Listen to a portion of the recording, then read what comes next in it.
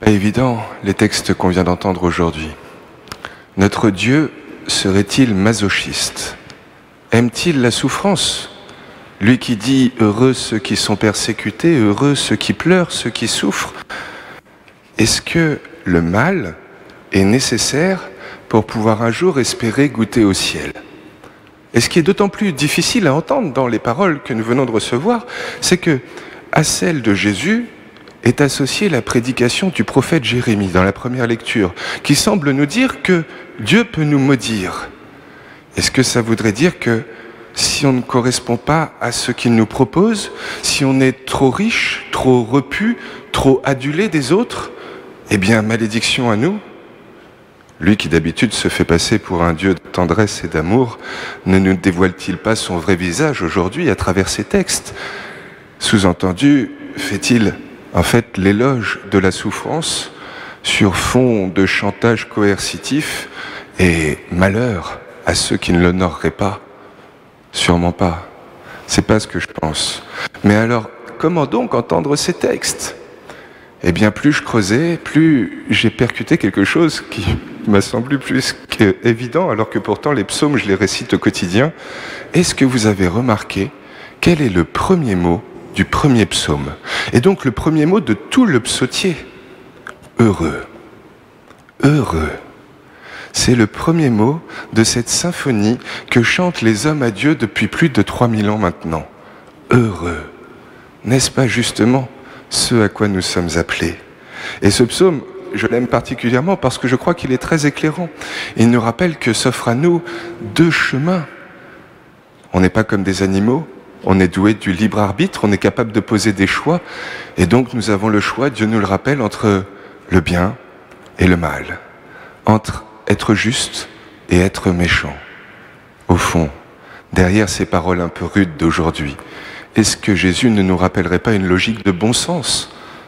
Commençons donc par ce psaume, parce qu'il est vraiment très éclairant. Et revenons sur cette question du juste et du méchant, du bon et du mauvais. Parce que lorsque la Bible en parle, ce n'est jamais pour parler d'une catégorie de personnes.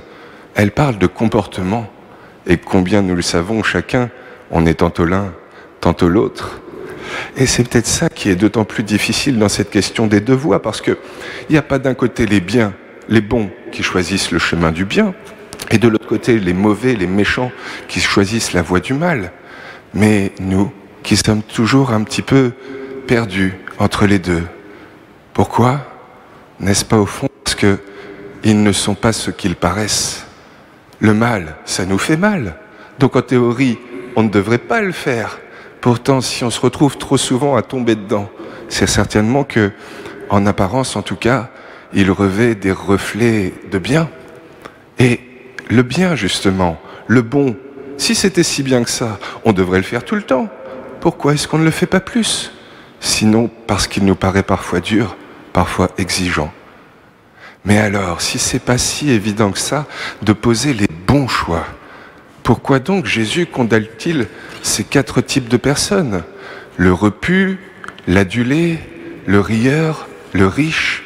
N'est-ce pas au fond légitime de ne pas vouloir manquer, que ce soit sur un plan matériel ou sur un plan affectif?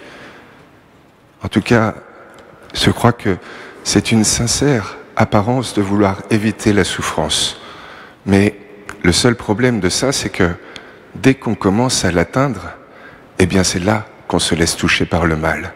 Quand on n'a plus besoin de rien, est-ce que notre existence a encore un sens? Quand on n'a plus besoin de rien, est-ce qu'on a besoin des autres? Est-ce qu'on a besoin de Dieu? Autant s'isoler, ce sera moins risqué pour tout ce qu'on a accumulé. Mais alors, une vie sans les autres, sans sens, sans Dieu, est-ce qu'elle est vraiment mieux? En fait, je me dis que Jésus et le prophète Jérémie ne font que nous rappeler une évidence. C'est pas eux qui vont nous jeter un sort si on ne respecte pas la loi avec un grand L. Par contre, ils cherchent à nous ouvrir les yeux sur cette réalité que trop souvent on cherche à occulter. Ce qu'on prend pour des rêves, parfois ça peut devenir nos malheurs quand on s'enferme dedans. Soyons donc vigilants. Mais à l'inverse, si comme à ses disciples à qui il s'adresse, on cherche nous aussi à répandre sa bonne nouvelle, son évangile, est-ce qu'on va vraiment souffrir tant que ça? Évangéliser, on pense des fois à ce gros mot, et on croit que c'est aller dans les rues, comme on en voit certains dans les grandes villes qui vont prêcher l'amour de Dieu au premier passant qui vient. Il y en a d'autres qui sont peut-être sur les réseaux ou quoi, mais n'est-ce pas des vocations particulières avant tout, le fait d'évangéliser? N'est-ce pas justement et seulement rappeler la bonne nouvelle de Dieu dans le cœur de ceux qui nous entourent?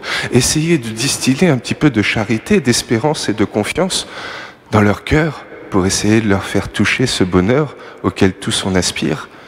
Et donc si c'est ça, n'est-ce pas au fond normal de se sentir pauvre quand on est démuni face à la souffrance d'autrui? N'est-ce pas normal d'avoir faim quand on voudrait pouvoir lui offrir mieux et qu'on va jusqu'à partager son indignité? N'est-ce pas normal de pleurer quand on compatit? N'est-ce pas normal de se sentir haï quand on est incompris, qu'on essaye de faire du bien et qu'aux yeux des autres, on marche à contre-courant? En fait, oui, je crois que Jésus se contente de nous rappeler une logique de bon sens, tout en essayant de nous rassurer, de nous donner du courage, parce que, oui, la vie, elle n'est pas facile, il va y avoir des difficultés. Mais ce n'est pas que ça. Ce n'est pas ça la fin. Meilleur est demain. C'est ça qu'il nous dit. Et même déjà aussi aujourd'hui, à une condition. Ne pas confondre les moyens et la fin. Le bonheur est-il dans la fin ou dans le chemin qui nous y conduit? Je le disais en préambule, je crois que nous avons une petite différence avec les animaux, c'est cette capacité de poser des choix, d'exercer notre libre arbitre, de choisir entre le mal, le bien.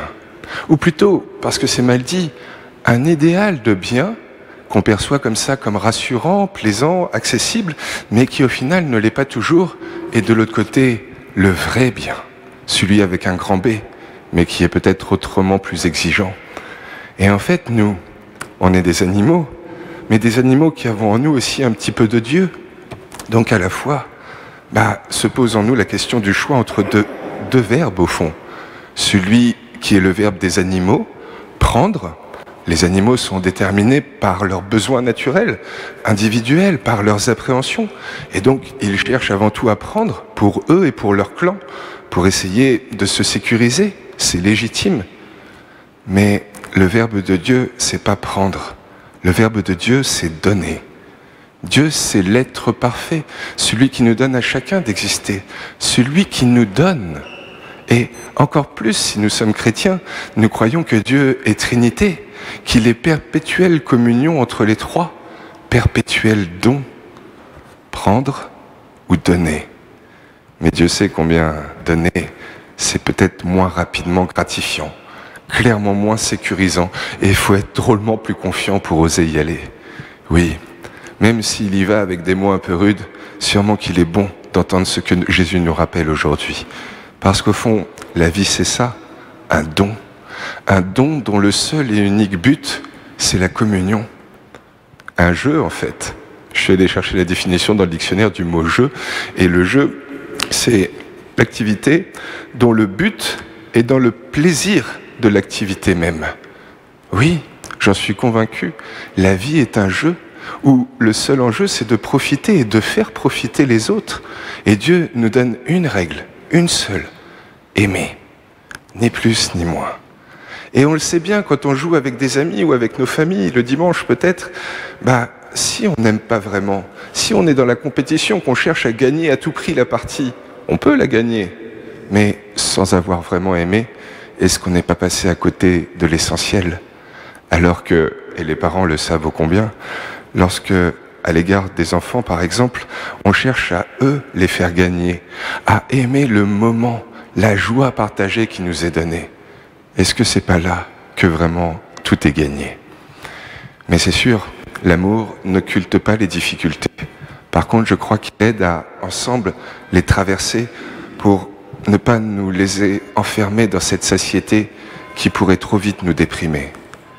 Je crois qu'en fait, à travers ces mots un peu durs, Jésus nous rappelle quelque chose qu'il est bon d'entendre et de réentendre toujours. L'important, l'unique essentiel, l'enjeu de nos vies n'est pas tant de gagner que de jouer. L'enjeu de nos vies n'est pas tant de triompher, mais d'aimer.